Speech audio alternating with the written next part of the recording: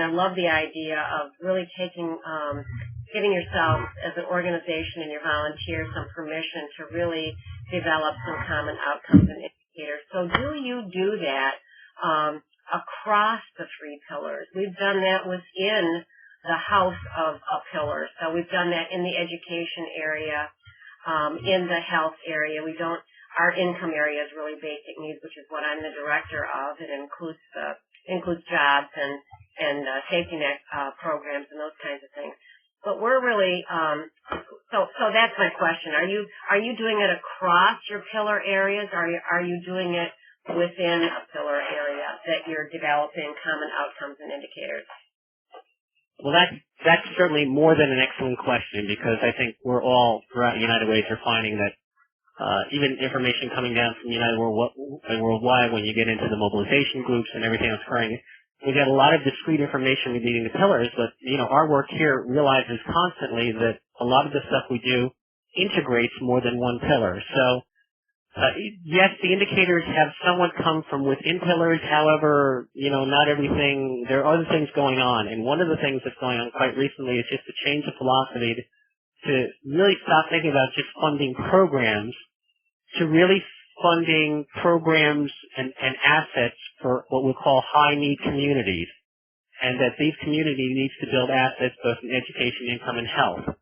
So that's another strategic thing that's starting to occur quite recently because of the number of projects we're in, so that, again, instead of just saying we're just going to fund, I don't know, I'm going to pick on the Boys and Girls Club for no bad reason there, and all their programs around the state, what we're saying is, we have identified at least 8 communities around our state to start with, and saying, what can we do in education, income, and health to build the assets in those communities to improve conditions such as workforce development, graduation rates, access to health care.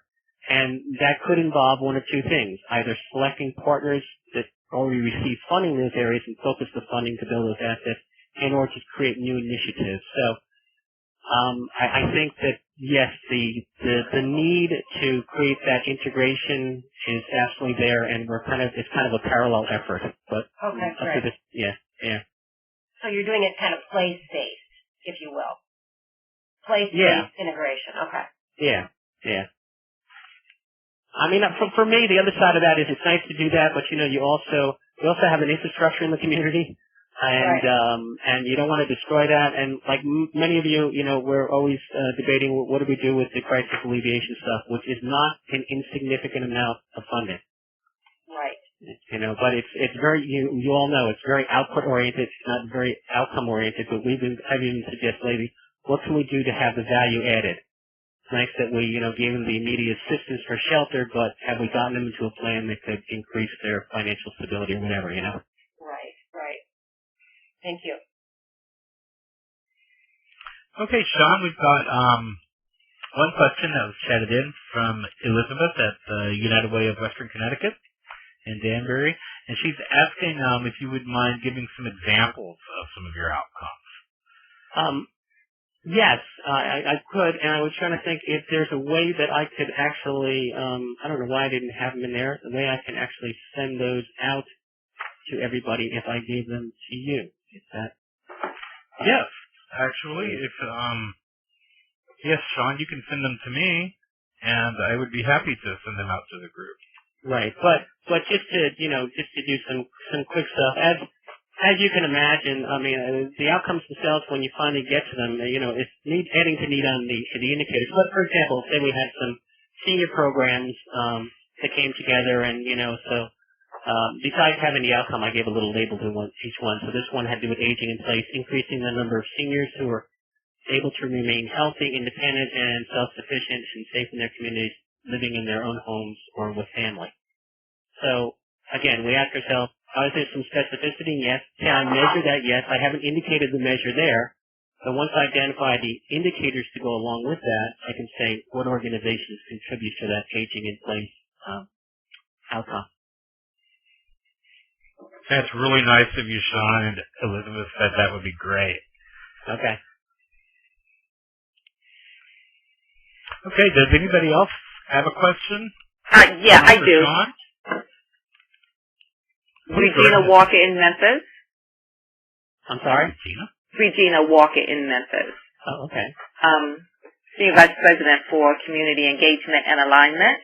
And I wanted to know, in any of the communities that are on this conference call, have examples of movements beyond the different levels of micro level community outcomes, because it still seems as a system we're there, we move from one level to the next level, as opposed to the broad community level outcome when you have all sectors focused collectively around this population. If your community says we got, $500,000 people living in poverty, and so how all sectors have analyzed every bit of data collectively among their communities, and then come up with these broad level, this is as a community. Because I think sometimes as United Ways, we're still biting off pieces of it as we continue in this journey on community level outcome.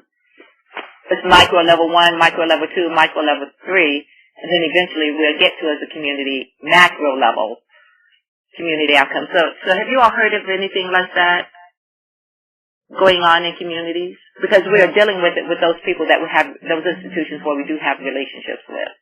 And right. Now, I'll just reiterate the one step I think we're taking towards that is that we've kind of made a decision now is that we've had some significant funding in areas, and not to focus on the program, the education, income, health, as a specific program, but to focus on communities, and we've identified some for our state and say, broadly, as a community, what can we do to increase the assets in that community so that we can, improve health care, provide more educational opportunities, and increase financial stability as a whole, at that community level. Now, these are sub-communities. It's not statewide, but they're sub-communities because we identified the highest need communities. Right. That's an example. That is an example because it's one community. It's not statewide, and that is indeed an example in this case. Regina, this is Marcia again from United Way. We've done a lot of that work here in our state on education, in ready for kindergarten, early childhood, and early grade literacy. We've pulled together state coalitions. We're part of a statewide funders coalition around early childhood and early literacy, and have engaged a wide segment of the community, the school districts, funders, community centers, a lot of those things, building off some of the research that was done around the cost-benefit analysis of early childhood education. So we have done some of that work specifically in the area of education. Right. Have you all conducted any financial asset mapping as well that you could share with us?